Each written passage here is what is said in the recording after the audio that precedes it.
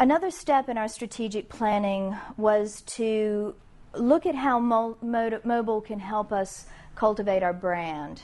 So we're currently undergoing a sort of a Smithsonian brand analysis. And there again, I was really struck by the sorts of things that were coming from the focus groups and the staff participating in this process.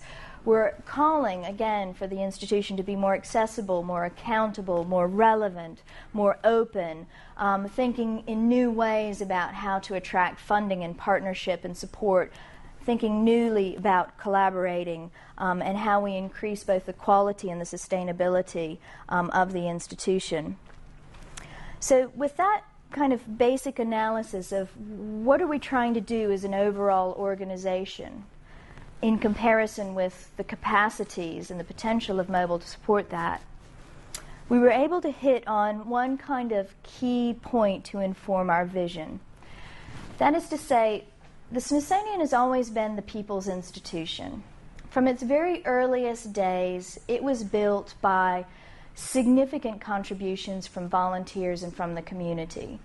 Our very first secretary in 1847 started crowdsourcing avant la lettre, so before the term obviously had been invented, recruiting volunteers in North and South America to telegraph in the weather, from which he created a weather map, which became the nation's first weather service.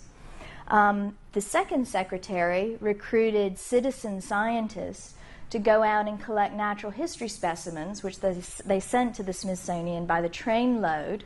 And he even cultivated sort of individuals in small groups, such as the small group of fine young men that you see there on the right called the Megarithium Club, who were allowed to live for free in the Smithsonian Castle when they weren't out collecting for the institution until they apparently made some inappropriate remarks to the secretary's daughter and were asked to leave. But he recognized that by encouraging young people to collaborate, he could do so much more than he could with the resources and the staff that he had. And this is a real issue for the Smithsonian. We're very large. We have 6,000 staff. We have more volunteers than staff, so we more than double our size when we add in our volunteers. But even that will never be enough, and we'll never have enough money to do everything that we want, could, and should do. So as perhaps dramatic as it may sound, I think the only practical solution to this challenge is for us to use mobile to recruit the world, to help us do our work, to help us achieve our overarching mission of the increase and diffusion of knowledge. And the aim here really is not to put the Smithsonian in people's pockets on small portable devices, but literally to put the institution in their hands, to put our future as a sustainable network presence in the hands of the people that we are meant to serve.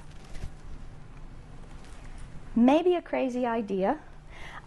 It is not actually entirely original to me. I think the germ of this idea was sown for me at that same amazing conference, the Smithsonian 2.0 conference in January of 2009, where Chris Anderson spoke, and he's really one of my favorite speakers in this field. So I just want to play you a little bit of his crazy idea that inspired that vision. So this is